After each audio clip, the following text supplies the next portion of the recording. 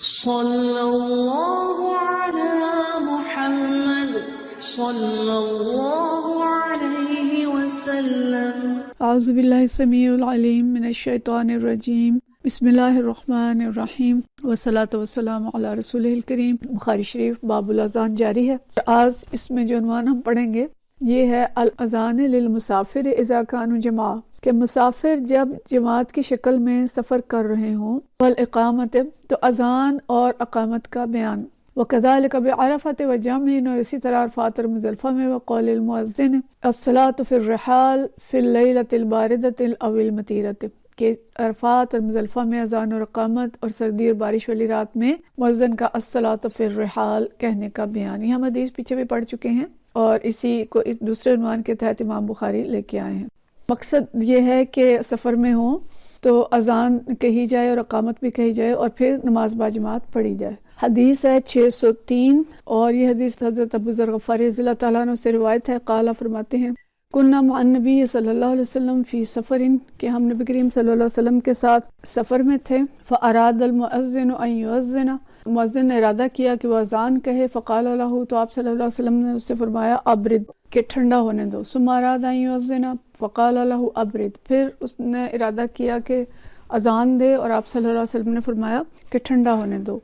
ثم اراد ان یؤذن فقال له ابرد، تیسری مرتبہ بھی مؤذن نے ارادہ کیا کہ وہ اذان دیں تو نبی کریم صلی اللہ علیہ وسلم نے فرمایا کہ ٹھنڈا ہونے دیں۔ حتی ساو الظل الطلول، کہ جب سائے ٹیلوں کے برابر ہو گئے۔ فقال النبی صلی اللہ علیہ وسلم، تو نبی کریم صلی اللہ علیہ وسلم نے فرمایا ان شدت الحر من فیہ جہنم، کہ گرمی کی شدت جو ہے وہ جہنم کے سانس لینے سے ہے یا جہنم کی لپٹ سے ہے۔ اصل جو بیان ہے وہ یہ ہے کہ سفر میں ہے تو سفر میں نبی کریم صلی اللہ علیہ وسلم نے اذان دلوائی اور اذان کے بعد نماز باجماعت پڑھی۔ یہ تو باب کا عنوان ہے کہ سفر میں ہیں تو اذان دی جائے اور جماعت کے ساتھ نماز پڑھی جائے۔ جو اس کا یہ مضمون تھا کہ شدت حر، شدت گرمی جو ہے یہ جہنم کے سانس لینے کی وجہ سے ہے، یہ ہم پیچھے پڑھ چکے ہیں۔ بس مقصد یہ ہے کہ جہنم کی تپش کے ساتھ اگر موسم گرما کی جو گرمی ہے اس کے ساتھ ملتی جلتی ہے۔ مقصد یہ ہے کہ اگر انسان ایسی سخت گرمی میں نماز پڑھے گا تو اس کی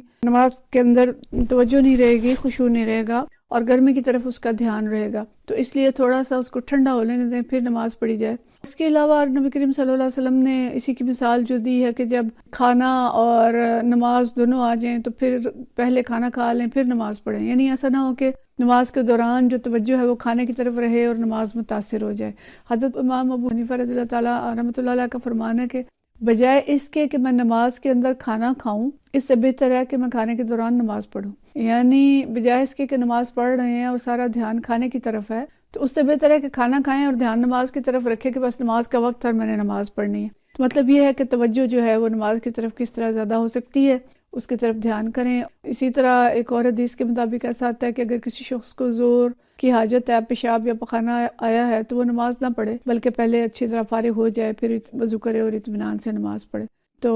شدت گرمی کے سے ہی یہ دونوں یعنی مثالیں بھی اس کے ساتھ مطابقت رکھتی ہیں کہ گرمی کی شدت نماز کو متاثر کرے گی، اسی طرح یہ چیزیں بھی متاثر کرتی ہیں۔ تو نماز میں اصل توجہ نماز کی طرف ہونی چاہیے، خشوع کی طرف ہونی چاہیے، اور دوسری چیزیں جو نماز کو متاثر کرتی ہیں ان سے پہلے فارغ ہو لیا جائے۔ لیکن باب یہ ہے کہ دوران سفر اذان دی جائے اور نماز باجماعت پڑھی جائے اگر افراد ایک جماعت کی صورت میں سفر کر رہے ہیں۔ اگلی حدیث ہے 604، اور یہ حدیث بھی اسی موضوع کی ہے۔ ابی قلابہ حضرت مالک بن حویرث سے روایت کرتے ہیں قال اتی رجلان النبی صلی اللہ علیہ وسلم، دو اشخاص جو ہے نبی کریم صلی اللہ علیہ وسلم کے پاس تشریف لائے، یریدان السفر، وہ سفر کا ارادہ رکھتے تھے۔ فقال النبی صلی اللہ علیہ وسلم، تو نبی کریم صلی اللہ علیہ وسلم نے ان سے فرمایا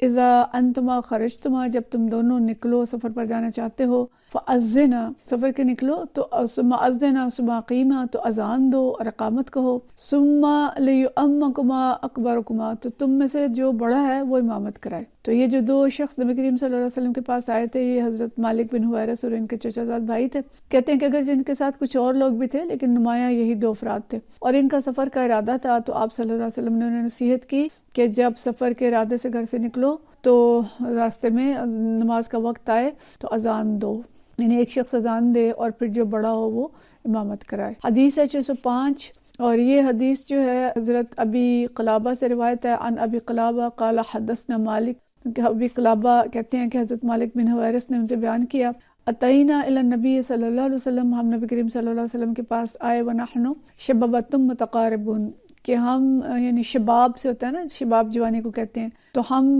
برابر کی عمر کے کچھ نوجوان تھے، فاقمنا عنده 20 یوما ولیلۃ، اور ہم تقریباً 20 دن یا 20 رات تک ہم نے آپ کے یہاں قیام کیا، وکان رسول اللہ صلی اللہ علیہ وسلم رحیما رفیقا، اور نبی کریم صلی اللہ علیہ وسلم بہت نرم دل اور مہربان تھے، فلما ظن ان قد اشتهینا اہلنا، جب آپ صلی اللہ علیہ وسلم نے محسوس کیا کہ ہم اپنے گھر والوں کے پاس جانے کے مشتاق ہو گئے ہیں، یعنی ہمیں ان کی یاد آنے لگ گئی ہے اور ہم ان سے اداسی محسوس کر رہے ہیں، سألنا عمن ترکنا بعدنا فاخبرناہ، تو آپ صلی اللہ علیہ وسلم نے پھر ہم سے پوچھا کہ اچھا پیچھے کس کو چھوڑ کے آئے ہو، یعنی پیچھے کون ہے، بچے ہیں، بیویاں ہیں، اہل و عیال میں کون کون ہے، تو ہم نے آپ صلی اللہ علیہ وسلم کو بتایا، قال، آپ صلی اللہ علیہ وسلم نے فرمایا، ارجعوا الی اہلیکم، تو جاؤ اپنے گھر والوں کی طرف واپس چلے جاؤ، فاقیموا فیہم وعلموہم وَأْمُرُوهُم، تو تم جاؤ اور جا کے ان لوگوں کو دین کی تعلیم دو،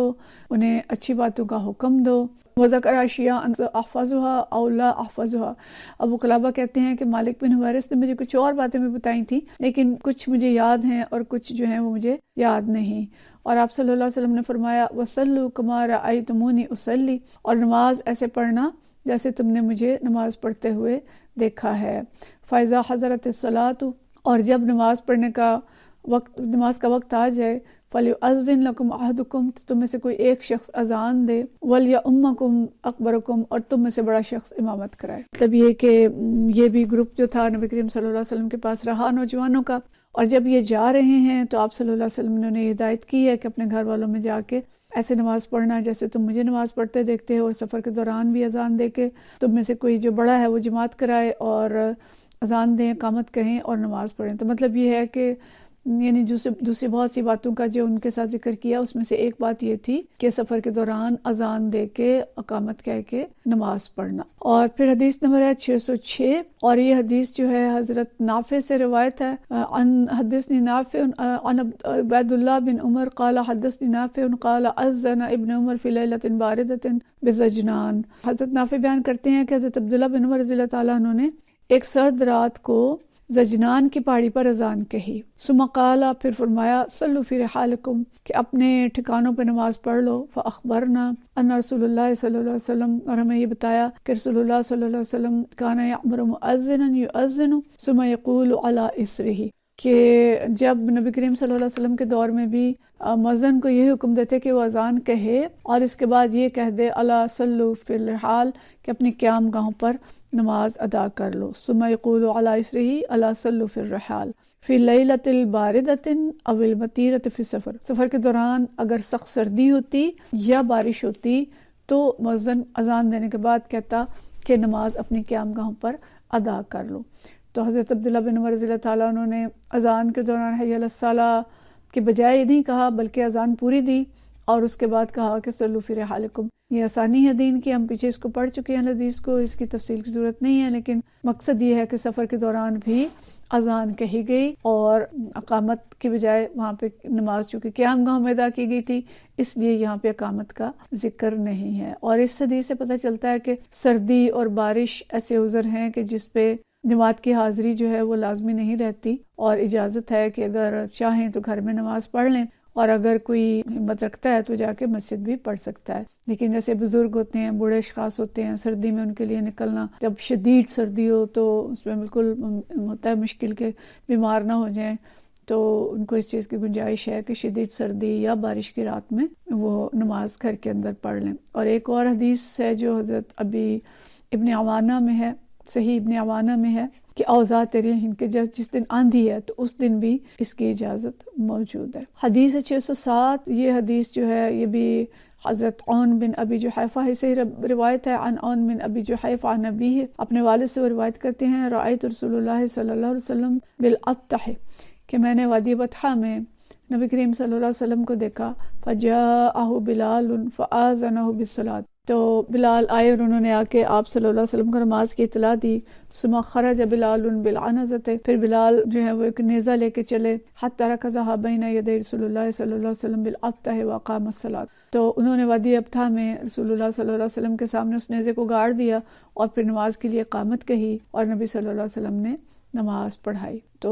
وادی ابطحہ بھی کہا جاتا ہے اور وادی بطحہ بھی کہا جاتا ہے، یہ دونوں الفاظ اس کے لیے استعمال ہوتے ہیں. یہ حجۃ الوداع کے موقع پر منا کے مقام پہ نبی کریم صلی اللہ علیہ وسلم نے قیام فرمایا تھا، اور یہ ہم حدیث پیچھے پڑھ چکے ہیں کہ آپ صلی اللہ علیہ وسلم نکلے تھے اور حضرت بلال نے برچھا گاڑا تھا آگے جو سترے کے طور پہ تھا، اور آپ صلی اللہ علیہ وسلم نے نماز ادا کی تھی. تو یہاں بھی جو ہے کہ اذان بھی ہوئی تھی اور یہ نماز باجماعت ہوئی تھی، اور امام کے آگے جو برچہ ہے وہ گاڑ دیا گیا تھا نبی کریم صلی اللہ علیہ وسلم کے آگے، اور پیچھے جو ہے باقی جو صحابہ کرام تھے باقی ان کے پیچھے جماعت کے ساتھ نماز پڑھی تھی. تو مقصد یہ ہے کہ راستے میں سفر میں آپ صلی اللہ علیہ وسلم نے اذان اور جماعت کا اہتمام کیا. وآخر دعوانا ان الحمد للہ رب العالمین.